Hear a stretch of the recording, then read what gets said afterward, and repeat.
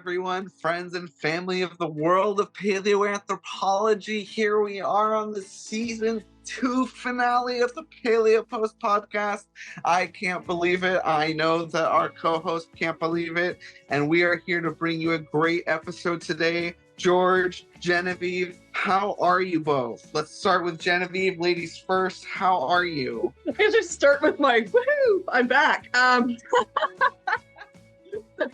been off exploring, adventuring, working on different projects. So it's so fun to be back. I missed you. I missed you guys, and I missed the listeners too, and just having the excuse/reason to talk about Paleolithic, all things Paleolithic, like on a regular basis. So I'm really thrilled that you invited me to come back for this 20th episode, which is amazing. So, but I mean, George has been doing an excellent job though of, filling in when I wasn't there. So I'm enjoying it. I'm excited it's the three of us today too. So I think that's the other thing. But yeah, lots of amazing projects, lots of traveling, lots of cool things. And I think we've got some really fun stuff to talk about today too. So I'll stop there, but I'm doing very, very well. Thank you so much for asking. And I'm thrilled to be back. Absolutely. George? Well, it's been a bit, I've had a foot in every period from the Paleolithic right through to the Bronze Age over the last 7 days. So it's been quite exciting, really. Yeah. And I'm working with two lovely guys, and both of them we should interview, in fact, at some point. It's a bit recent. It's the Neolithic. But two Welsh guys, Mike Woods and Owen, and myself are involved in a really great project looking at a Neolithic landscape, which has really quite interesting repercussions on rewriting some of the Neolithic rules and regulations you see up in North Wales. So it's been very, very exciting. And of course, I'm still knee deep in, and so is Jen, with Rising Star, with Mount Carmel in Israel, but I can't go there just yet because of obvious reasons. Yeah. UAE, I guess, is going to raise its ugly head at some point in the near future, and Jordan, and also my cave down in Southwest Wales, which I've been looking at for the last year and a half, 2 years. So it's been very, very busy, very, very busy. And can I just say, both of you look a lot younger than I saw you a few weeks ago. What's going on? How do I look younger? Is it better lighting or something? I don't know, maybe. It's just it's the glow of joy at being back. How's that? I don't know about you two, but I found the touch-up feature in Zoom, so that might be why I look better. That's hilarious. It's got the hashtag no filter over here, so there we go. Hashtag no filter. Yeah, apparently I'm, Exactly, yeah, no filter. I'm already using something we'll be talking about later on in this episode called artificial intelligence. Whoa, amazing. Later. Yeah. I know, right?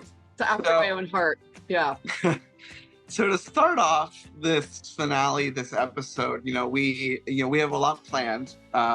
Knowing us, though, it's not really planned, but it's kind of a loose idea of what we want to do.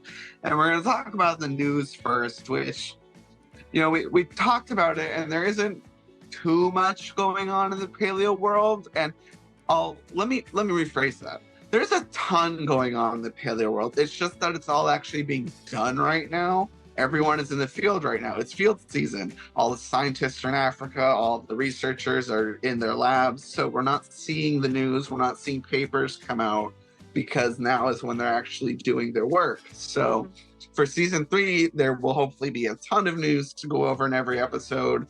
It's just that time of year. But George, you had a very interesting piece of news that came out of a piece of landmass that we'll be discussing this episode involving Neanderthals. Well, I was spurred on two things. We were very fortunate in series 3 to get Professor Vince Gaffney from the University of Bradford coming to talk to us, and he has been largely his life's work, certainly over the last 10-15 years, has been to work in an area called Doggerland, and I'll come to that in a minute. And so that was on the agenda coming up. And then, within a couple of days, I had a news piece come through. It was really quite interesting. And it makes you really does make you think about how we look at current landscapes and the extent of current landscapes, and wonder what was going on, 50,000 years ago, 100,000 years ago, the last interglacial, for example, when sea level rises worldwide were around about 50 to 100 meters higher than they are today, for example. And then one of the news feeds that came up was recently an archaeologist called Willy van Vindergarten from the Netherlands had been collecting Neanderthal flint from the estuarine areas of rivers in Holland or the Netherlands that flow into the North Sea. And that is really interesting because I started to work as part of my PhD, in fact. I was looking at shoreline displacement levels in northern Norway, fundamental to my science side of my PhD. And basically what I was trying to prove is the landscapes we see today in Norway, for example, Sweden, it could be Denmark, it could be anywhere around the North Sea. Are we looking at the same landscapes where rock art was commissioned and executed on panels, say 7,000-8,000 years ago? And I deduced from very, very good scientific data on shoreline displacement that was not the case.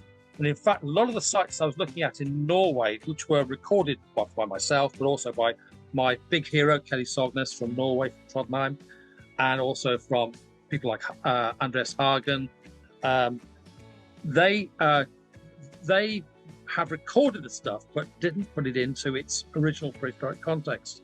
So when I was doing my PhD, I was looking at the relationship between rock art, the rock art panel, the immediate landscape, and was there water there? And quite clearly, there was an awful lot of it. And in fact, what I deduced from my PhD is that a lot of the rock art panels were actually on little islands. And in order to get to those little islands, you needed to canoe. You couldn't swim over there, it's too damn cold.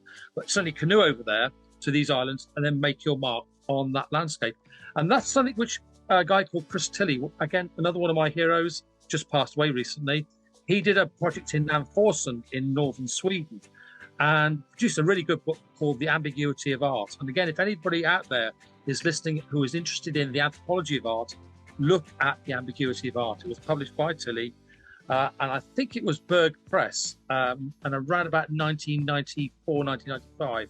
But it's a fundamental piece of text to try and understand the anthropology of rock art 7,000-8,000 years ago. And what Tilley deduced was that to get to these rock art sites, you had to be a juvenile. So you go there as a boy or a girl, you come back as a man or a woman. So it's this idea of quest, this idea of initiation, and it's within all the anthropological ethnographic data about moving from one part of your life to another part of your life. And it's marked by a particular part, a particular ceremony or a particular quest. And we see it within the anthropological record, in many parts of the world. In fact, I think I mentioned this before, I can remember when I was 18 and I was allowed to drink alcohol.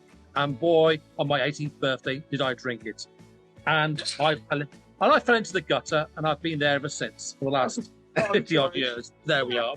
We try and fish them out once in a while. I know. Just one still in the gutter. Come to a conference. No, okay, so let me just jump in if I may, George. Okay, I didn't know that. So I'm thinking of the North American context in a couple of things here. So first of all, there are First Nations along the coast here where there was one of the chiefs with one of the nations that I've worked with over here on cultural heritage projects. He was telling me, he told me super calmly that when he was a teenager, he was out with his dad on one of the islands. This is one of the coastal nations. His dad ditched him on the island without telling him because that was the rite of passage. He had to survive overnight by himself on that island with nothing. And this is like West Coast Canada, and this was not like cozy summertime. Like, oh my gosh, what's that show where people are by themselves out in the woods and they're like near grizzlies and stuff? Like, do you know the show? I mean, there's like 4 of them, but like, yeah. Okay. That show is filmed right in that area. Like, that's where he was, by himself with nothing. Like, literally, they were like, oh, let's stop on the island for lunch. And then his dad left him there because he went to get a pack of cigarettes around the corner. Yeah, literally. Yeah. Like, I don't know, but he heard the boat. He's like, what? Right? And his dad left him there, and his dad came back the next day. But the concept was that he had to survive on his own, and with the skills his father had been teaching him when and he did. And I mean, I was like, oh my gosh, it's like 6 months of therapy. But it's like that's part of their rite of passage is that. Yeah. And so it's really interesting to see that absolutely there are, and this, he seems like a very solid individual. I think, you know what I mean? Like, I don't think I was joking about it being traumatizing, but he obviously just leaned into it, and that was part of what they did. This job, yeah. And there's rock art on many of those areas as well. So I see what you're saying. That was just sort of a Genevieve side quest. But what I actually wanted to ask you about was, go on. I'm surprised that there was more water up in Scandinavia, in the sense that when I think of the Ice Age, and again, I'm not a paleoclimate person, I think of water levels being much lower. So I think of a lot more land showing, hence Doggerland, which was, of course, walking from France to the UK. Like it was a plain. It was water levels, or like Cosquet Cave. Its entrance was above water. Now it's like, what is it, over 100 feet? It's 35 meters down, yeah. But this is the point that I was talking about, a particular point within time. And around about 8,000 years ago, in Norway, the glaciers were retreating quite rapidly. Is this the melt? It was a massive melt, yeah. So we have so we start to see around about 6,500 BC, so 8,500 years ago. I call it a land bridge, but if Vince Gaffney was here, we'd call it actually a landscape. Yeah. It just disappears. It disappears quite rapidly. Within, I wouldn't say living memory, but certainly over a few generations, we start to see that inundation of sea coming from the North Atlantic down the North Sea and the land going. And what was really interesting is this is my take on it. So if I was here talking to you when I did my masters, in the mid 1990s, and I was concentrating on decorated bone and antler from Denmark, Sweden, and southern Norway, and a little bit of the North Sea hinterlands. And there's a very good book, I've got it here in fact, it's one of my Bibles. It's called Man and Sea in the Mesolithic, and it's written by Anders Fischer.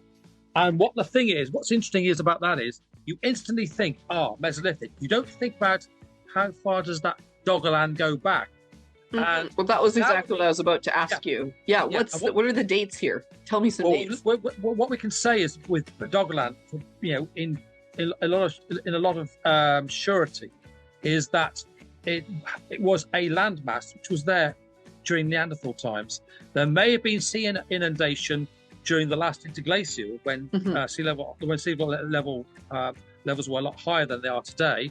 Yeah. But certainly there was a Doggerland, a type of Doggerland, not as we know it today from Vince Gaffney's work, but certainly there were valleys, hills, settlements, and part of the landscape, and we were joined to Europe, which is quite exciting because, like I say, in 30, 40 years ago when I was doing my masters, I looked at the work of Anders Fischer, for example, and what drove him to do this work was that we have in the North Sea a lot of fishing banks. So they're very, very important for the fishing industry for the UK, for Norway, Sweden, Germany, Denmark, Holland, Belgium, France.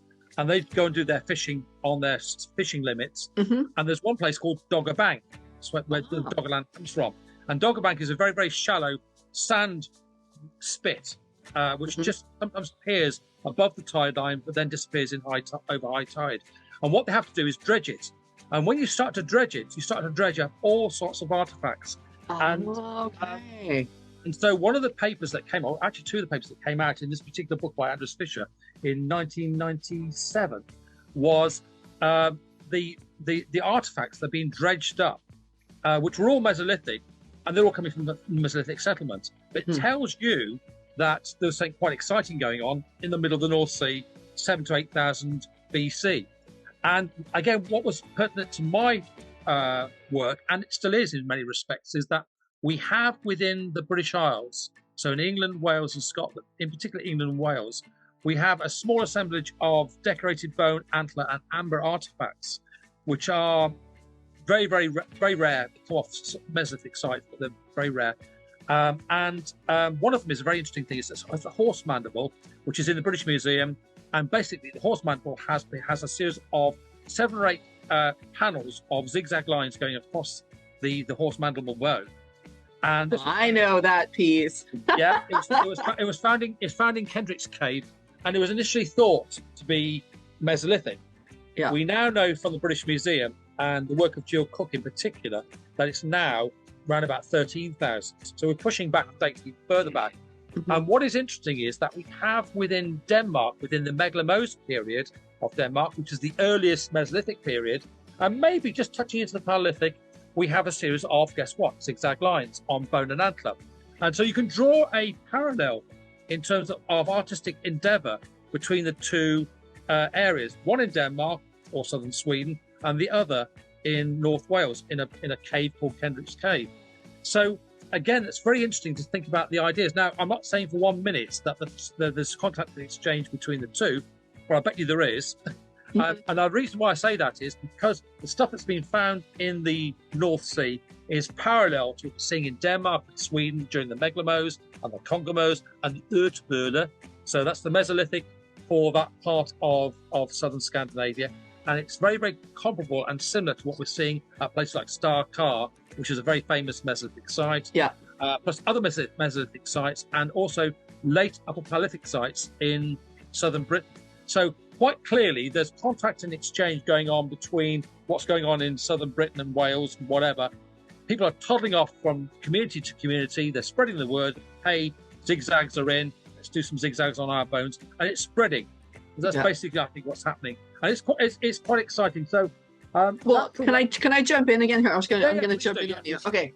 So several things I'm thinking of. So first of all, okay, so it's like when I think back to certainly around like say the last glacial maximum and when like ice sheets were at their fullest extent and therefore water levels were at their lowest. I mean, there was basically one enormous attached continent in the northern hemisphere, literally. Like it was what was I trying to call it? Eurasierica. It's just one huge continent because again, Beringia is connecting to the Americas. Like it is one enormous landmass, and I think because our lifespans as individual Homo sapiens are short, what we see is what is normal, right? Like so it's. I love imagining these different landscapes and like what it must have looked like. And I can't wait for VR to be at a point where we could literally be like, I want to see what it looked like at Lascaux 20,000 years ago. And boom, you can put on your Oculus and like literally be able to look around. Because I think we're getting there. And we'll get to that tech part in a bit. But so I think certainly on the Beringia side, I have Canadian colleagues and American colleagues who have been doing a really cool project in that Bering Strait where they've been pulling core samples and there's tools in the core samples. So again, it's underwater now, used to be part, like it was just part of the land and people were probably moving all over the place. Like I'm sure, you know, the restrictions that we see now because we see water as being a blockage, these were just open landscapes that people wandered around. I think this is where genetics is going to be absolutely huge. Like doing the sort of paleogenetics, the proteogenomics, because then we can start to see how are the people at say Star-Kar or Kendrick's Cave, how are they related to the folks in Denmark? Are they the same haplogroup? Are we talking about, you know, because it seems like the second, what was the furthest extent down of the ice sheets, George? They came down to almost like northern France, basically, right? Like at the absolute. Well, it's all depending on which ice age you're looking at. The last ice age. The last one. Right, it actually eclipsed South Wales, and the work we're doing at Baconhole at the moment and along the Gower coast is that's where the ice margin was at around about, I would say 15,000. 50,000 years BC, 17,000 years ago. Okay. Yeah. So they would have been living basically beside a wall of ice, which is always, we've got some of the nations here on the coast in Canada as well, who literally also, there's villages from that same time period that are beside like they have the stories that go back to there being these huge walls of ice there. So isn't that wild? And then though it seems like when ice sheets move, the people follow, right? So that again, you could be seeing people radiating out from these refuge areas during the last glacial maximum, and then just repopulating this huge Doggerland chunk of, you know, Western Europe that had a very different configuration as it became available.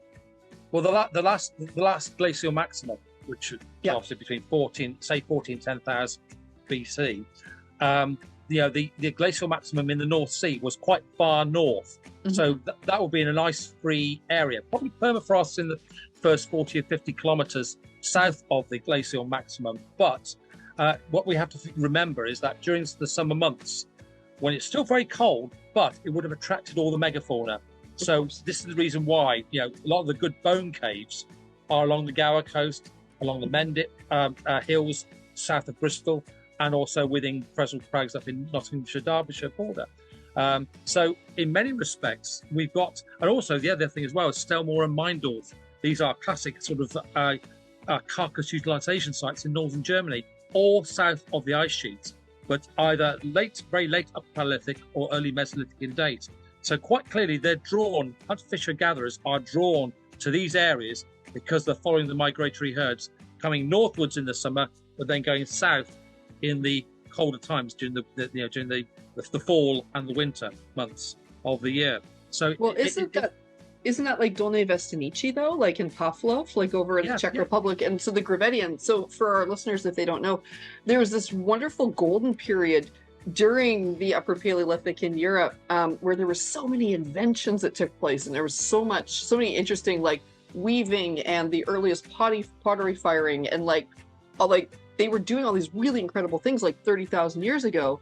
But what it was I think it's the same thing. They were living near the edge of the glacier, like the huge glacier sheets, because I believe it was quite dry, right? I think it was quite a dry. It would have been dry, yeah. And so that's where all the water was, and it made moss and fungus and like all sorts of nice things for like reindeer and stuff to nibble on. That's when the people were able, I mean, you know, the expression, they're basically shooting fish in a barrel, right? Like it was all right there. So that's when they built those more permanent settlements with the big bone villages, and were able to actually live in greater concentrations in a more sedentary way, was because the menu came to them. They didn't have to go. So I think those places can actually be incredibly rich, you know, places to live if you can find, once you figure that out. It's chilly, but there's lots of tasty food to have. Yeah. And I will. Sorry. Carry on. Sorry. Go ahead. Yeah, the paleo nerds are paleo nerding over here about the art stuff. And that's great and wonderful, but I want to make sure something doesn't get lost, and that was what started this little conversation, and that was the piece of news about the Neanderthal that I wanted to be covered. You're like let's talk about Neanderthal. I know. Before we get back into what is Doggerland and everything you want to talk about it, why don't we just go back a little bit and talk about that piece of news, and then we can go forward and really talk about what you originally wanted to talk about with Doggerland, and we can just see where it goes from there. But that was really interesting news, and I want to hear about it. Okay, thank you, Judge Dredd. Thank you, Judge Dredd. Yes. Well, anyway, so the news that came through it was just a very, very quick flash news item, and what's been really revelationary to me is that you just think, well, Doggerland, Mesolithic, I get it, but you don't think about what was going on beforehand. And again, Vince Gaffney will show this. Hopefully, we'll talk about this, about being a Paleolithic presence as well, and that sort of fits very nicely with what's been found in the estuarine areas of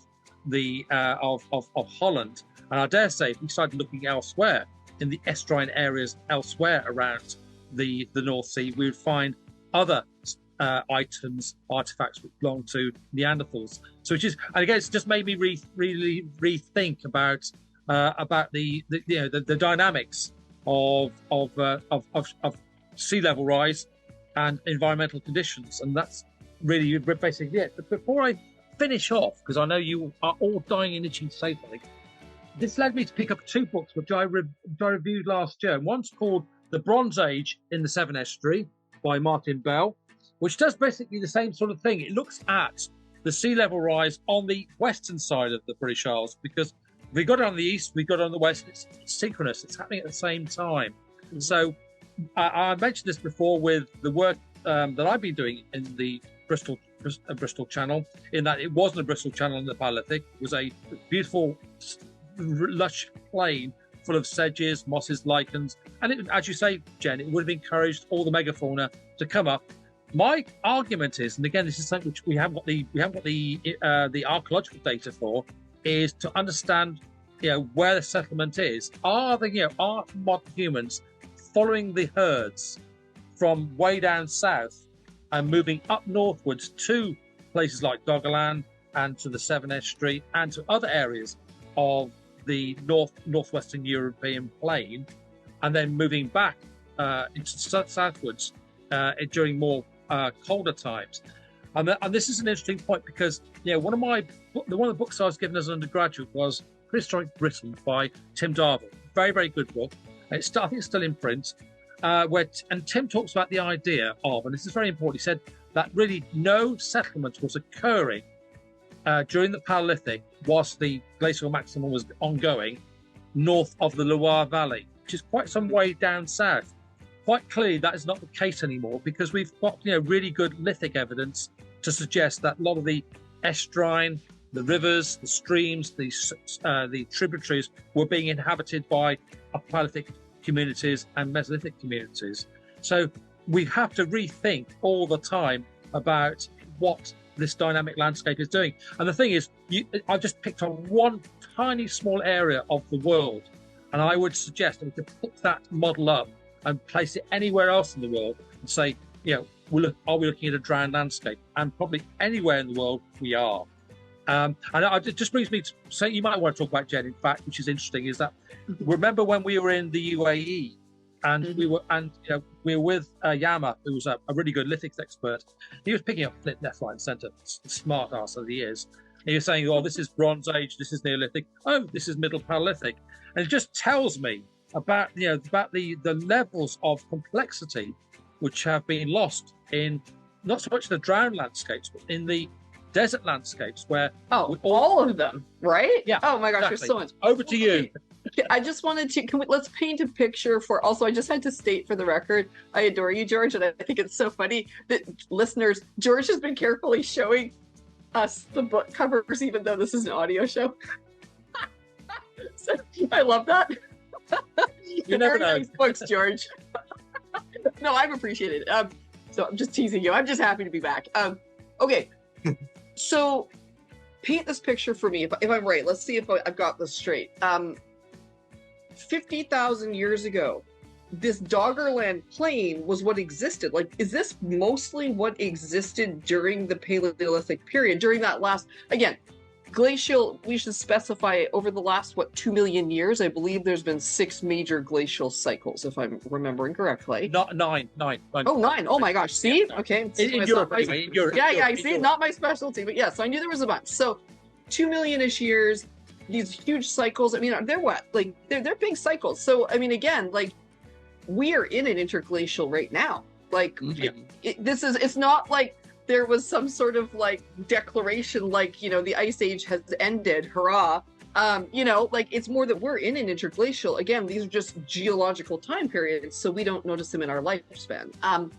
So when I'm thinking of, say, the middle to upper Paleolithic, so the time period that you've got Neanderthals, Homo sapien, Denisovans, all that kind of stuff, overall, has the UK been attached to mainland Europe during that time? Has that generally been the so there's a lot more time in which there was big plains with mosses and sedges and herds running around. Okay, and that the UK was just the edge of the continent. It was not its own entity in islands. Okay, so that should mean that there are a ton of sites under the water.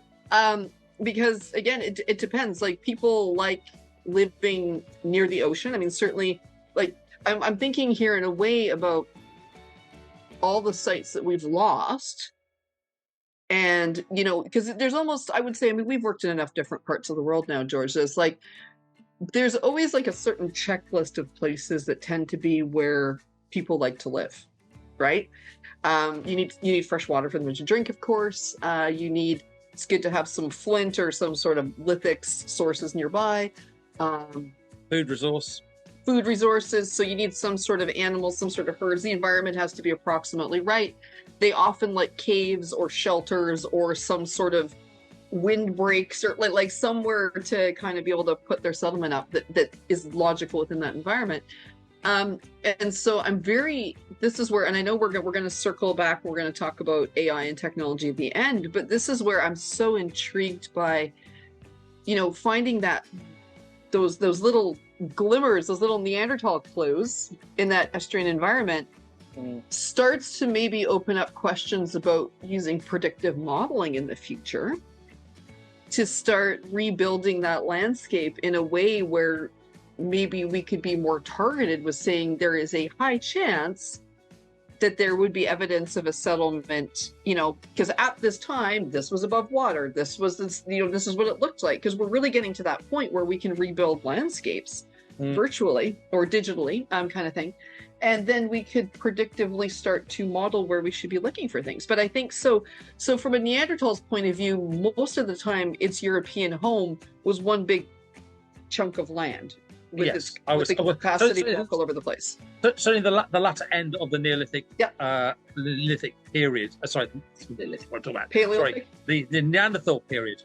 The Neanderthals. So what we have to take into consideration in terms of northwestern Europe, the cutoff point is really anything 60,000 years, and coming towards us, then disappearing at 40,000 or thereabouts.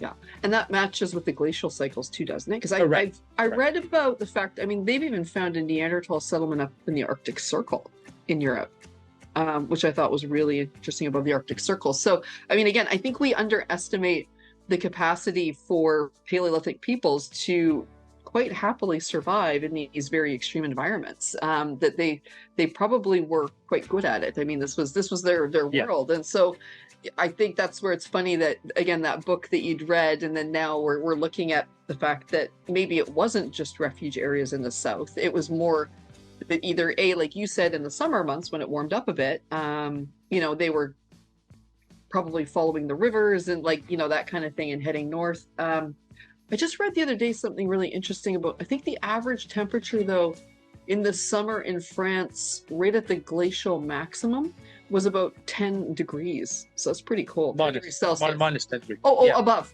But in the summertime, it was only getting up to about 10, maybe 15 degrees Celsius. I'm not sure. I'm sorry, listeners who are American. I think that's maybe in the 50s. Is that the 50s?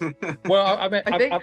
The paleo climate at the glacial maximum, which was around about 18,000 to 20,000 BC, average summer temperatures in the British Isles and south of the Laurentide in the US would be comparable, and they would be around about minus 10 to minus 15 in the summer and minus 30 to 40 in the winter.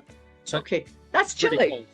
That's very chilly. It's very much like the Siberian steppes in Russia. Okay. Yeah, and gosh, just think about how different that would have looked too, hey? Because this is part of our problem, is that what we have found as researchers is such a small percentage of what exists. And, when we're looking at the environment, we've lost anything and everything that's now under the ocean. I'm sure there's cave art sites that are all along the coastlines that are now, or that are underwater. Maybe there's more cascades out there waiting to be found. I wouldn't be surprised, but, what do you think, George? Are you, now that you guys are starting to open up the UK a bit more too, are you wanting to revisit things now that there's sort of this... Jen, absolutely. I said to Seth a couple of episodes ago is that archaeologists tend to look on the floor, and we do. We're looking for lithic, we're looking for that little bit of evidence coming through. Then we dig the floor, but one thing we don't do, we don't look at the ceilings or the walls, and that's our big problem. And it's now that we're going back to these sites, we're starting to find things. The minute that Paul Barnum, Paul Pettit, and the Anglo-Spanish team discovered rock art in Cresswell Crags, that really was a light a light switch moment for all of us really interested in rock art. And I've now got, I think, around about 7 or 8 sites around that line of cave sites that occupy the southern or beyond the southern limits of the glacial maximum 20,000 years ago.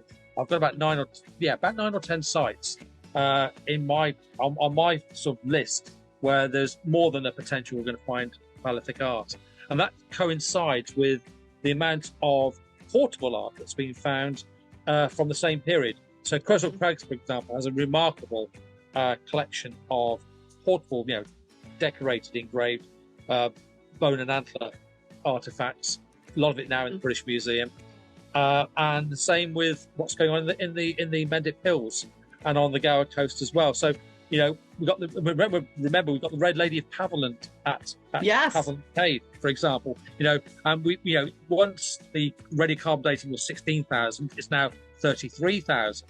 So it just gives you an idea, as you say, this idea of tolerance with the climate. And again, it's probably another episode we have to talk about the idea of how people stay in climates which we consider to be very harsh environments. Oh, I know. Yeah. Well, or also too, if you think about, I remember I looked at it sort of for my book back in the day there, my book in 2016, but I remember using the example of Africa and the idea of like, you don't find things you're not looking for. And so they weren't looking for engraved marks on portable pieces in South African sites, and they weren't finding any.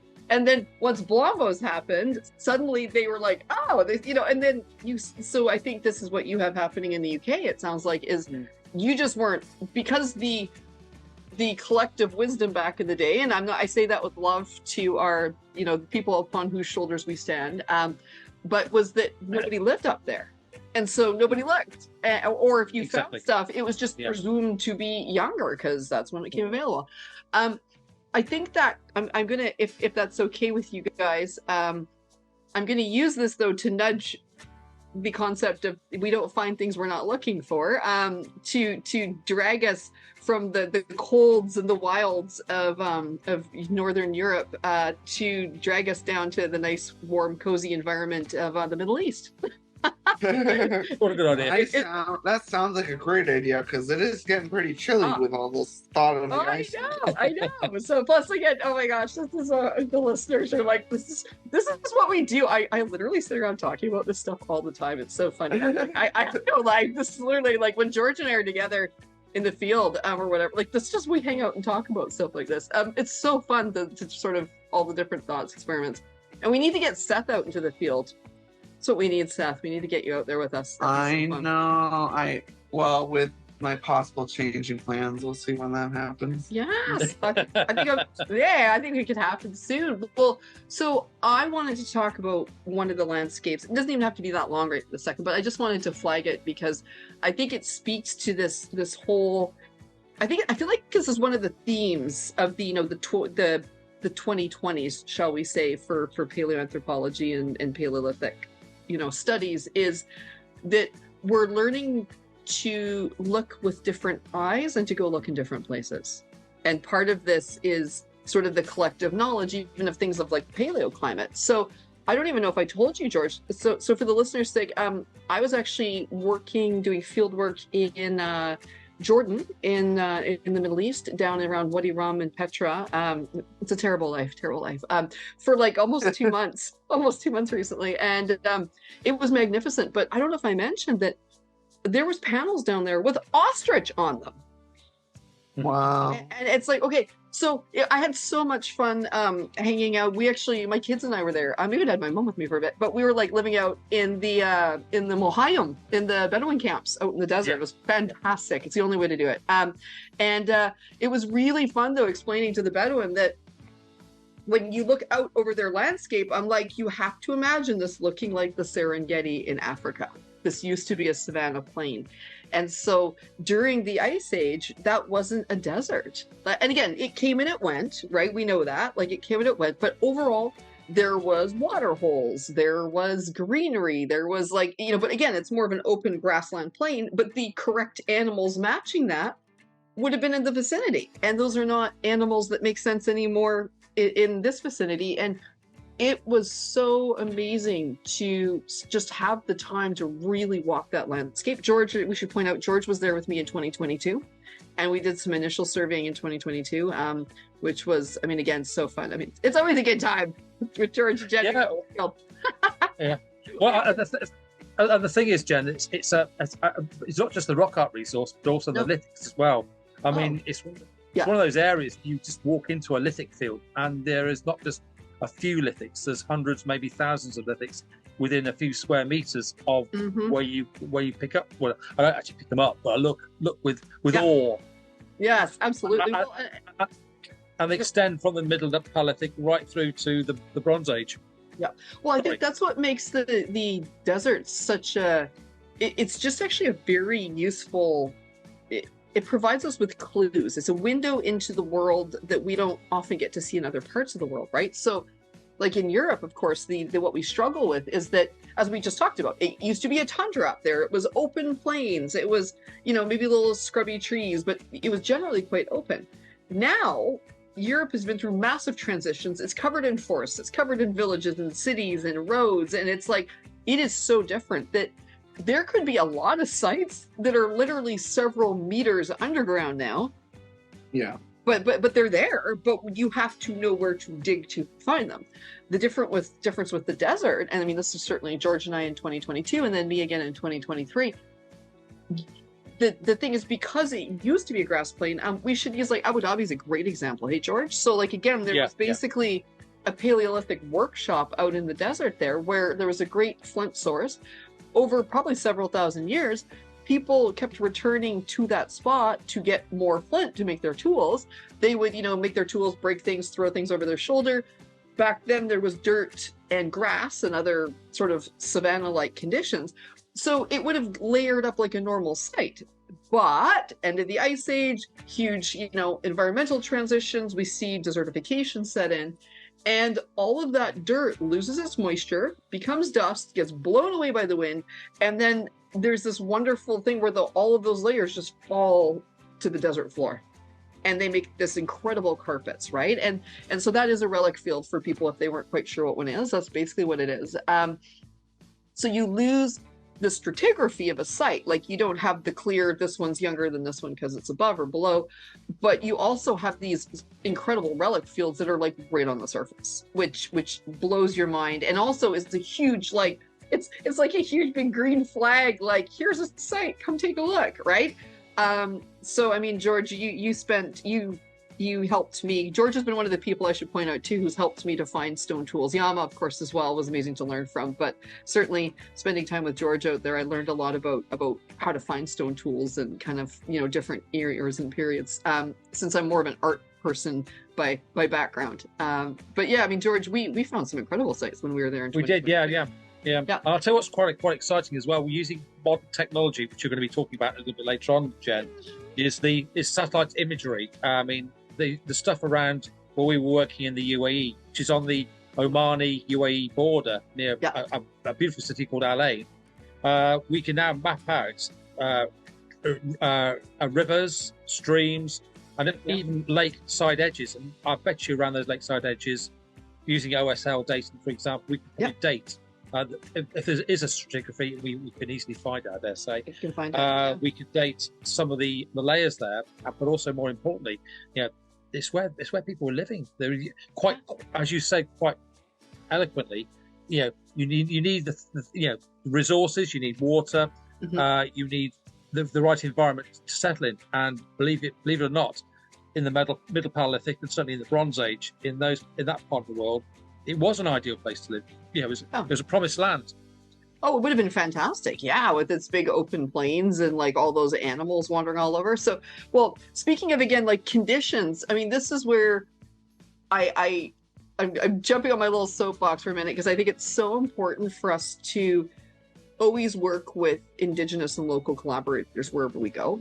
And certainly when I was in Wadi Rum most recently, I was working with a very dear friend of mine that I originally worked with 20 years ago. Because I did the first excavation there 20 years ago. So I actually know several of the Bedouin from like a couple decades ago when I was an undergrad. And I was out in the desert with like him and his family and like other people because they literally just love to go out there. And so they thought I was a bit weird. So shwayet majnuni, which means a little crazy. They're like, she's nice, but a little crazy. My favorite thing to do was because, again, with all the children and the people everywhere, it was really safe that I could just let my kids just, again, wander with the pack of children. And so I was able to go walk the desert, which that makes my heart happy to do. And so by this point, I'd been there long enough that I'd been starting to kind of learn the personality of the landscape. You know what I mean, George, right? Like, yeah. You know, like it takes a while. You have to kind of get to know where should you be looking for things and why is this panel blank? Whereas this one's got all these things on it. Like, you know, you have to start to figure out get yourself in the minds of those people, right? And I was walking one of the big wadis there, which are mostly north to south. That's mostly the direction. And I was walking one, and I'd seen a boulder field, and a lot of times there they mark the boulders. And I was like, okay, well, this looks like it should be a perfect place. And it was just blank, right? And I was like, why is it blank? And then it suddenly dawned on me that I was like, if I'm standing facing towards the north in these wadis, or like roughly north, there's never sites on the right-hand side. All of the sites we'd looked at and that we'd found, because we'd gotten to the point where I could literally be like, I bet you there's a site there. And we would drive there and there was a site. Like we were kind of getting to that point. Nothing was ever on the right-hand side of these wadis. And so I went back and I was asking my friends, and I was like, did you just not show me any stuff on the right? Or is there nothing on the right? Like, what's going on? And they were like, they thought about it for a second, and they were like, well, no, we never camp on the right because the wind comes in. They're like, we always camp on the left side because that's the windbreak side. Like that way they're the way the wind currents work, they're protected. And I was like, oh, like just things like that you need to know, right? That completely change your understanding. Then I'm like, oh, okay, well, that's going to help us with that checklist. I should point out too, so just for fun while I was over there, because people are always asking me like, what's it like to be in the field? I'm sure you get that too. Hey, George, like they always want to know, like, what's it like in the field? Okay, so this ain't no National Geographic origin show like I did with them. But I pulled out my iPhone and I actually recorded myself in the field, just literally selfie style. So I kind of went with like the early crocodile hunter aesthetic. So it's really lo-fi. But I actually recorded some of my exciting favorite moments of what I was doing. Like I literally was like, oh my gosh, people are going to want to know and see this. Because the thing with that, I mean, the entire region, like we've worked in the UAE, George, we've worked in Jordan, we worked in Israel a little bit there too. It's an undocumented landscape. It's like Doggerland. It's like there's so many places in this world that it hasn't happened yet, right? And so that's where I figured it would just be really fun to show people a little bit about what it's like to survey and to find new stuff, and then kind of what do we do preliminarily. So I will start publishing those online so that people can see them. And they're really fun. They're just little short, like 5-minute episodes, but I just figured it would be cool for people to have a chance to see what's it like. There's one, oh my gosh, I climbed up the most precarious cliff. It was one of those where I was like, oh dear, I hope this was... I probably should have made sure I knew how to get down before I scrambled up this thing. But yeah, so there's good times, and it should give people a sense. Again, I do show them relic fields. I show them kind of, again, like that sort of the rationale of where do you look for it. And so I'm really excited to share that with everyone, because it's such a, I mean, I don't know about you, George, like part of my brain always does enjoy doing like data entry and kind of like the sort of hard academic side of it, but there is something about being in the field that's pretty magnificent. So it's fun to be able to share it. And as someone who hasn't really had that experience yet, I've seen your videos, Genevieve, that you're talking about, you know, and you really get this sense of like, holy crap, like this land is literally like, it's no one's there. You're completely alone. I feel like if something happened to you, you know, that'd be it. There's no one there. But the things that you're seeing, I can see on your face that as you see it for the first time, or maybe the second as you get your camera out, you're truly stunned and in awe. And it translates into the film. And I think anyone who's going to watch that is really going to be transported there. And yeah, some of the things that you were showing in these videos were really just, you'd never know something like that existed without looking for it, which brings up a point in one of the books that I'm having trouble getting through it because I am disagreeing with a lot of his ideas. But Ludovic Silmac's new book, something about Neanderthals, I don't remember the title, like The Naked Neanderthal or something, and his ideas are very contrary to what you'd read in like Kindred. But one example that I said is the landscape was so vast, as we've been talking about, they could have dug a pit, which they did, and they worked in for like 20 years and found nothing, but 5 meters over, they could dig another pit and find 10 Neanderthals in it. We'd never know, as we see in Shandahar. So there's so much out there that you just need to do some surveying, as what you're talking about, for us to really just find these things. And there aren't enough people out there that are just, one, that have the technical skills to do it properly, but know just kind of what to do and where to look. Because and we're talking on like a real scale, because I'll get tons of messages on Facebook of people that find rocks and they're like, oh, this is a hand axe that I found. And I'm like, oh really, where did you find it? Nevada. I'm like, oh, okay. You know, yeah, you found an Acheulean hand axe that's 1 million years old in Nevada. Okay. You know, we'll go with that one. And then they get really insulted when you tell them it's not a stone tool, because they think, you know, any rock that looks shaped is a human-made stone tool. But just, we need more people out there who are trained, know what they're doing, and can bring to us who are sitting back and watching this amazing world that you guys are seeing, you know, in your day-to-day lives as you talk about your field work. Yeah, I mean, that's one thing that's driven me over the last 40 years as an archaeologist has been to get out into the field. And what I find quite distressing, two things I find quite distressing now, Seth and Jen, is first of all, undergraduates are looking at secondary sources, which really cheeses me off. You know, you should be looking at the primary sources, because they're the people, they're the pioneers. And it doesn't matter how old those references are, you should still be referencing them. That's one point.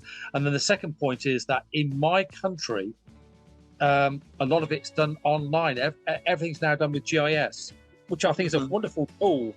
But you know, the two things you need as a practicing archaeologist, which I know myself and Jen have got, are these, our eyes and our brain, and getting out there and actually, you know, feeling the landscape, you know, experiencing the landscape, and also trying to put yourself into the mindset of prehistoric people. It could be Neanderthals, it could be early modern humans, but nonetheless, it's getting that sort of that feeling of what we're looking at. And the only way you're going to do that is being there.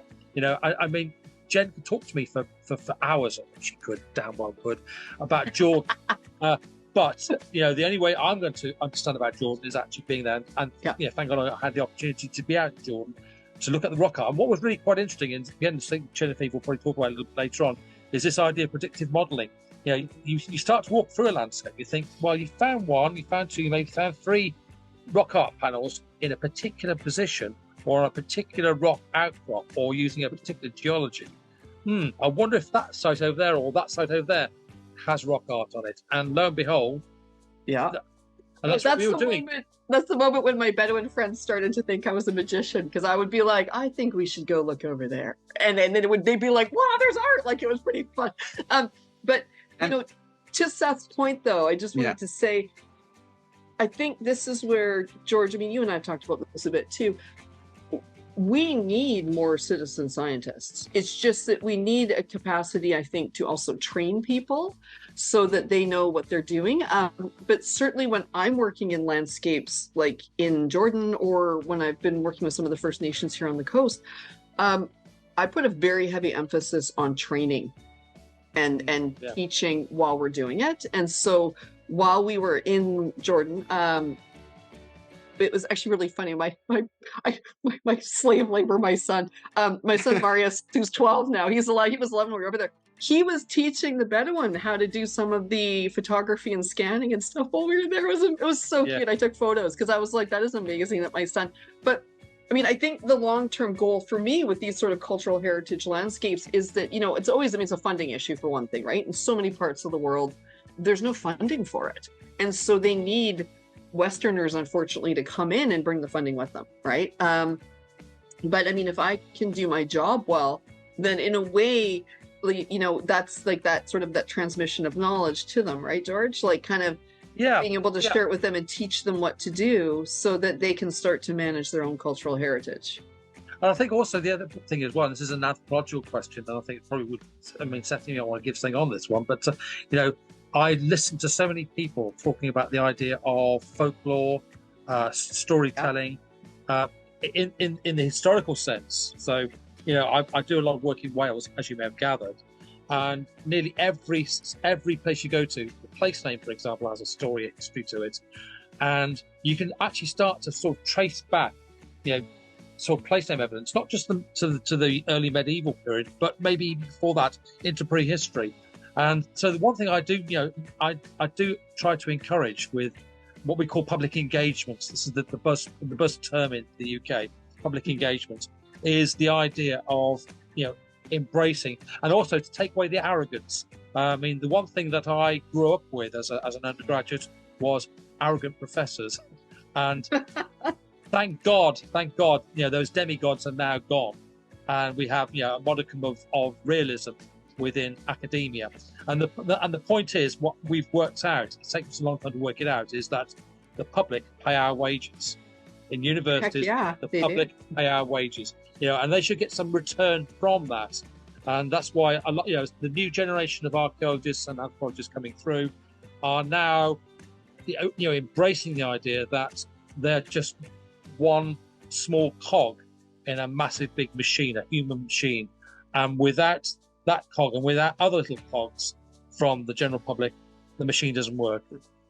Well, I mean, I feel like that's part of my job is to, you know, to report in, right? To be like, I'm out doing these things and now I'm bringing, because again, this is like the collective history of humanity. Like this, it doesn't belong to us. It belongs to everyone, right? And so I think that that's where I feel like that is part of my job to do that. And also, again, in different parts of the world, if I'm working in areas where these are the indigenous people who still live in their landscapes, I mean, I am there as their guest. And it is, again, my job to approach with the appropriate humility and to listen, because George is absolutely right. I mean, there are so many deep stories. Like the Bedouin were telling me a story about, there was one area, I mean, this is literally the area where they filmed Dune. Like this is in The Martian. Like this is where I was, right? Like that's how insanely dry it was. There's stories of there being a forest in one of the wadis. You know, and again, I'd love to know how old that story is, right? Like, so I think, again, we underestimate the power of oral history and, you know, transmission of cultural information, just because we all bounce around the globe and live in these urban environments and we're no longer in touch with our, you know, our historical or our heritage landscapes, but there are people out there with lots of wonderful information to share. Absolutely. And, you know, before we go on to the next subject, which I think we should transition to, because we don't want our listeners here for like, you know. I know. But I do want to mention about, you know, these transitional ecologies and everything. I was talking with Dr. Michael Petralia, who does a lot of work, you know, in Arabia and Saudi Arabia and the Sahara. And, you know, there is this whole concept that we've known about for a while, but that's gaining popularity, and that's the Green Sahara, the green, you know, passage through Saudi and everything. And these landscapes, as we've been talking about, we know have not always been deserts. They've been wetlands, they've been forests, they've gone through transitional periods. We have the evidence for it. We can see it in rock art, in animals that are there that aren't there now. We know that. We can see it in archaeological remains, and we can even find it in botanical remains that are left in, you know, caves, dirt, holes everywhere. And we're finding that, and one thing that really does, as we were talking about earlier, that really blows my mind is, as Genevieve was saying, we're so used to like the world map. Like, oh, what does the world look like? Anyone can bring up a world map, and that's what it is, and that's what it looks like. That's what it's looked like practically for as long as anyone, one of us, can ever talk about. 10,000 years ago, 30,000 years ago, that map literally would have looked different. And that is just such a strange, abstract thought that your friend Jimmy could have literally just walked somewhere and you doesn't exist anymore. It's just strange. Yeah. And to go on to the next topic that we're talking about that I think can help with that, and discovering these underlying landscapes, can help identifying rock art, can help even identifying maybe hominid species, can help with so many different things, is this underlying theme and thread that we've been talking about, and that's AI and artificial intelligence, machine learning. Yeah. And so And I say, I'm excited. Finish off today's podcast talking about artificial intelligence because we are future forward. We're looking towards season 3. We're looking towards the future of the podcast, the future of the field in general. And I know that there is a lot of fear among people about AI. And I think that stems as most, well, not most, all fear stems from is a misunderstanding of what is happening and what's going on. And so today I want Genevieve to talk a bit about what she's actually doing with AI, if she can, because this is some of the work that AI can do that maybe people aren't really thinking about. AI is not just, hey, send me a fart joke and it comes up with something stupid and people think that's like the max capacity of ChatGPT, whereas some people are literally creating virtual worlds with coding that the AI is doing on its own. So it's quite amazing where we're headed. And with slightly off topic, but with Microsoft finally joining the AI release side and releasing their new surfaces with the Qualcomm Snapdragon processors that actually have neural chips in them for AI work, and Apple's been doing that for a while, we're really seeing people start to use these neural engines, this AI, these 45 trillion operations per second processors that just, we flew to the moon on like something that I think a calculator runs on these days. I mean, it's pretty, yeah, it's what we can do now is absolutely insane. And I want to talk about some of these ideas and how they can affect the field going forward. I came out with an article not that long ago about it, but I'd love to talk about it because AI is, it's not the future, it's here, and it's gonna just keep continuing to evolve into useful tools, and hopefully it's not misused. But how do you guys see AI being used in the field in your daily work today, and how do you see it coming in the future? Okay, so first of all, I'm just, okay, and I'm saying this with love, George, and you know this, but I was saying right before we started that it's kind of fun that we've got a boomer, a Gen Xer, and a millennial all talking about AI. Well, just because we had different experiences, right? Like, I think in that sense that I'm old enough that you know, I was still writing my undergrad papers by hand, like, and before sort of transitioning to typing on a computer. But like, you know, and there was computers in my high school, but I grew up drinking out of, you know, garden hoses and being feral, and my parents had no idea where I was. So I've kind of got that transitional age going on there.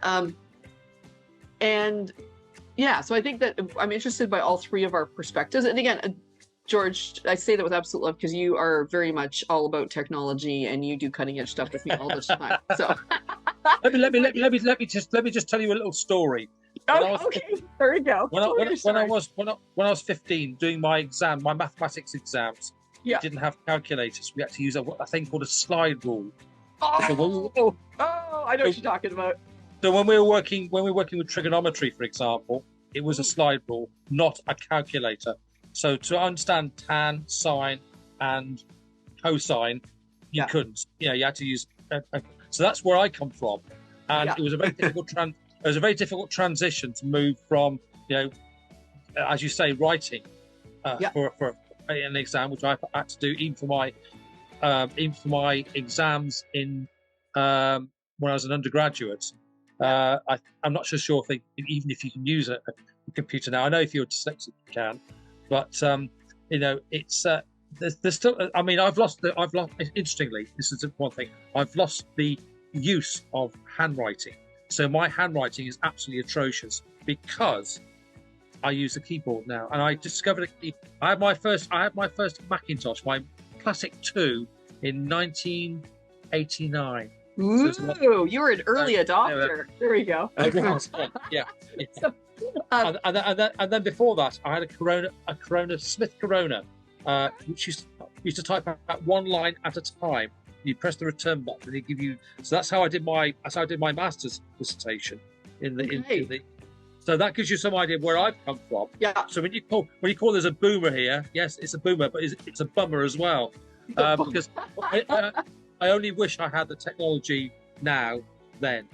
Well, and I think that's kind of maybe the point I was trying to make, was that, and I think, I mean, this is obviously part of a much bigger debate as to, is AI, bad for us because now we don't have to do X and Y things anymore, or, can we let AI do some of that heavy lifting, like using a calculator instead of a slide rule? Again, it's good to understand the underlying principles, but once we do, and so I think that's where, so I've worked on a couple of very high level AI projects in the last year. It's one of the places I've been off hiding is actually over on the tech side of things. I'm realizing that, I mean, I think I've been speaking for years about the fact that I'm very interested in scaling up that kind of patterns and movement of humans and ideas to like a global level. Like that's where my heart has always been. I started in Europe because there was good documentation there and it made sense to start there. But I've always had visions of scaling globally and looking at like intercontinental patterning and things like that. So for me, I think AI was just like, I'm like, hi, friend, do you want to come play with me? Because it works at that scale brilliantly. Like that's what it's good at, is that meta, sort of that big scale stuff. But I think that, just as a side note, I don't know if we've ever talked about it, but it's like, do you remember last year when that article came out of the UK with the non-specialist Ben Bacon and then with Pettit and all those folks? And it was sort of that theory about, whether some of the science could represent like, hunting animal gestational seasons, things like that. And it's like, just for the record, I think I've sort of lightly mentioned it, but, I think people were like, are you worried or upset that like they're doing work in your area? And I was like, oh my gosh, no, they answered the call to action that was in my book, where Ben Bacon actually read my book. So I got the idea. And I mean, that's always the thing, is that there's so many projects to do on this planet. Like there's lifetimes of work. George, I'm sure you feel like that too. Like, there's too much for us to do. And, so I'm yay for people who want to step in and do things that like, fire their joy up and make them passionate. Because I would like to be at that very high resolution global level, looking at, this is where AI is been a brilliant partner for me. And so again, I've got a bit of a leg up on a lot of people, but I've been really thinking a lot about the fact that my work is very much almost about the space age meeting the Stone Age. But that's really where I've really embraced the technology. So whether that's things like, brand new paleogenetic techniques to, better understand who individual artists are, or whether this is, doing AI projects to look at predictive modeling, that kind of thing. Where AI is absolutely brilliant is that it is so fantastic at doing the heavy lifting. Like in the sense that you can let it go and compile things for you. You can let it do almost like the basics, like what I would call the busy work, or like what you would normally get a research assistant to do. You can get the AI to do a lot of that for you. Is it at that point though, I feel like that's where the human brain is required, because I've spent enough time interacting with AI, and I've also done a bunch of the training stuff with AI as well. Like I've sort of seen the training and the way they train them. The way I tried to describe it to my son, and this is just my own description, so I don't know how accurate it is, but it works for me, is I feel like the difference between the human brain and an AI brain at this point anyways, is that the AI brain is very linear. It moves at 90-degree angles. So sort of think of it as it goes here and then it goes there, and it's moving at these 90-degree angles, and it's able to move many angles, but I feel like the human brain is better at curves, and it's better at making weird jumps, like things that don't seem related. I think our brain's better at being like, ooh, wait, I think there's a connection there for a reason that maybe isn't like AI logic, right? So I think that's where I'm not even remotely worried that AI is going to replace me. It can't do what I can do. Even if it becomes fully intelligent, I think it will be an amazing collaborator.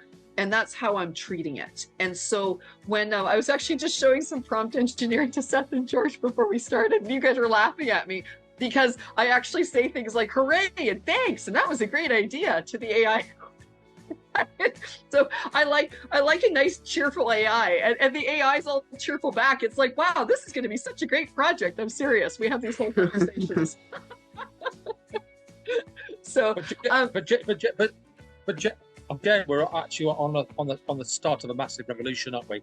I mean, 5 years ago, none of us would have heard of AI, or well, we may have heard of it, but we didn't know the power of it. And it's only going to get more and more powerful as we move forward in time. And that, I suppose, in some respects, that's a good idea. But then we've got to worry about, with this the enormity of the data coming in. Are we going to get divorced? And are we going to be taken away from fieldwork, for example? Because maybe AI can look at satellite imagery and then determine where predictive modeling is going to be, rather than us with our human eye. Well, I'll tell you one really fun thing, which at this point is speculative, but I have some potentially interested partners to do this. I want to actually take my AI buddy into the field with me. And I want to use I think it would be fantastic to have it in the field where you could train it on real data. Like, for instance, in somewhere like Jordan or the UAE, where like the relic fields are out in the open. Like using something like Starlink, you could literally connect it with like a drone and smart glasses. You could teach it exactly what to look for in real time. It's not going to replace us. I mean, I think, George, I think that's the key here, is that what we need to find, and I could totally see it swinging too far the other way for a bit, like as these things often do, right? Like I was talking to an editor friend of mine who, well, she's an editor at one of the academic journals. And she said the number of articles they're getting with the words delving into, that apparently, I guess the AI likes to say that. And she's like, oh God, it's another Gen AI, because that generative AI is what, and so I think that there's exhausted academics out there who don't have the juice to write the papers. And I don't even blame them. I mean, especially if you're a tenure track professor somewhere desperately trying to pull it all together, I can see where the lure is there. Same as with undergrads, or using AI to write your papers for you. The problem is that they're just not as good. So I think that's where I can usually tell if I'm reading something that is AI generated, just because it doesn't have the depth. And I think that's maybe where, kind of like George, with your slide rule back in the day, you probably have a much better, what do they call it, like a first principles level understanding of sine, cosine, and tan, because you were forced to do it that way, which isn't bad. And it's the same thing I say to my 12-year-old son, which, I mean, the concept of school is completely changing too, because the things he needs to know are going to be so much different. But what I said to him with because he's really interested in a lot of the high level math and he's already playing around with the AI. But I'm like, you need to know how to do multiplication and division, like old school memorizing. You still need that. And so I think maybe that's it, is that maybe we need to shift to more of a model of, you need to know it so you can understand it. And then, I mean, kind of like moving up in a company, right? Like you start with maybe the job in the mailroom, but if you do your job right, like using a corporate, right? Like you work your way up the ladder, you don't work in the mailroom anymore. And that's not your job. You have somebody else who does it, but you understand how it works, right? And so I think maybe that might be the balance down the road that we're aiming for, is something like that. But I mean, for a researcher like me, like I'm a baby when it comes to coding. Like ChatGPT and I sat down and we wrote a bunch of code for me for a new project. And it's amazing. And again, I then go through and I check it, or kind of like if we're building a schema for something. So like if we're architecting like sort of a structural thing I go through and check it. Like, I'm not just trusting it, but I can use it. But part of the key is I will say to it, and here's a little tip for people if you're not using it yet, is I will say to it, you are my collaborator on this project. That is actually how I talk to it. And I said, so let's collaborate and think together about what is the best strategy for this. And so and then it puts itself into the mindset of being a researcher. And then sometimes it's actually delightfully surprised me with a couple of things where I was like, I didn't even thought about it from that angle. That's really cool because it doesn't have my human bias. But it's not, and I think, George, maybe that's the key, is that we need to, like, what I would love to do, and I mean, again, I haven't even had time to really show George some of the stuff I'm doing, but I'm wanting to start setting things up so we can do large-scale predictive modeling, because we can do it better now than we ever could before. But what to me sounds like the fun thing is set up the predictive modeling. So for instance, so for the listeners, pick a landscape like Jordan, it'd be like, here's all the criteria. Let's feed in all the paleoclimate data. Let's feed in the, genetic data that we have, like let's feed in lithic sites. What do we know where what is in the landscape? We know that, for instance, the right-hand sides of wadis, people don't generally live there because of the winds. Like, any and all data we have, get it to give us its best guesses as to where we should go look. But then it's on us to go look, which I think is where the fun part comes in, frankly. The human side. Yeah, because at this point, unless it has a robotic body, I mean, it can't really come to the field with us. It still needs the Don't humans. talk too fast yet. I don't know if you've seen the Tesla 2 bots, but anyway. Ooh, okay. But you see, again, I would love somebody to carry my heavy gear. Doesn't that sound amazing, George? If we could It's pass kind off of that scary. test. The first one they came out with, it's a robot. Like, it looks like a Is it? robot. It barely moves, whatever. Gen Okay. 2, though, it's kind of scary. It's, Ooh, okay. Yeah.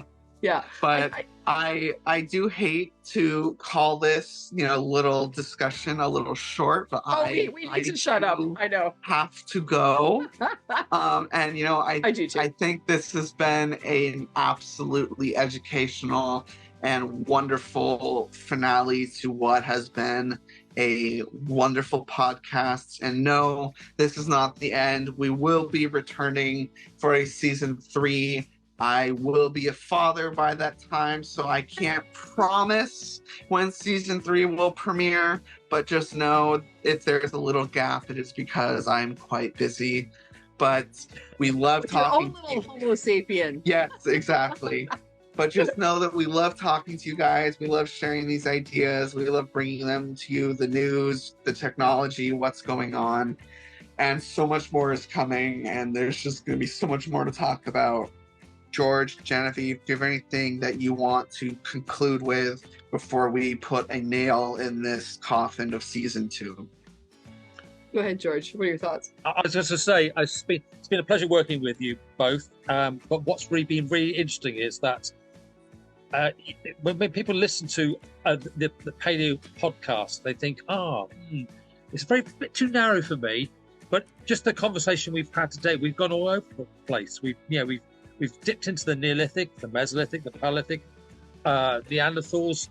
It's vast, absolutely vast. And I just hope, I mean, what I would really love to see, in the words of Frank Zappa, is audience participation. So any sort of questions, anything which ignites an interest, sparks an interest, please get in contact. What I will do as part of my commitment to the podcast is I'll send you the PDF links to the 2 papers or the 2 articles that Genevieve and I have written about the UAE. So you have an idea of what we've been talking about, and you can read about it at your own leisure. That's my thing. Perfect. But it's been a fantastic time experience. I know. Well, I mean, it's always such a pleasure. I love working with both of you, and so this one was really fun. I'm sorry, Seth, George, and I kind of chattered. I haven't seen George in a while though either, so it's kind of a bit of a chance. It was fun. Don't worry about it. It was great listening, and I hope the viewers feel the same way. Absolutely. Well, I was just going to say. So my final thought then would be, I mean, yeah, it's exactly what George said, which is that yes, we talk about the Paleolithic, but I mean, again, this is our collective history of our species. Like it's fascinating, and it's also like understanding the past is what is going to help us to navigate the future well. And I think especially right now where this is a season 3 episode for sure, is, I mean, we were talking about this right before the podcast started, but I think we're on the verge of like a massive revolutionary shift in like what it means to be Homo sapien, and I think artificial intelligence is a huge piece of that. I mean, we may even be transitioning into a new hybrid species like Homo technologicus or something. So, I mean, or Homo Trump. Homo Trump, I was to say. Luckily, I think that's what's called an outlier. We're all right there.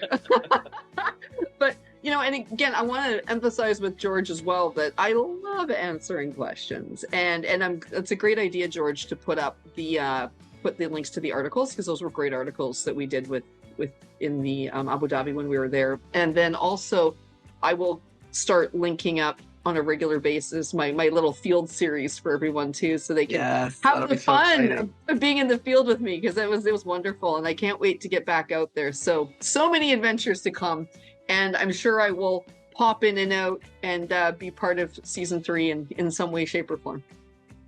Absolutely, guys. And with that is a close to season 2. We hope you had such a great time. It was great. We learned so much. We had some fascinating guests on, and I hope it's just a preview of what's to come. And with that, hello everybody, friends and family of the world of paleoanthropology. This is Seth, the founder and science communicator behind everything that you see at the world of paleoanthropology, and I am here to tell you that I hope you had a wonderful time enjoying season 2.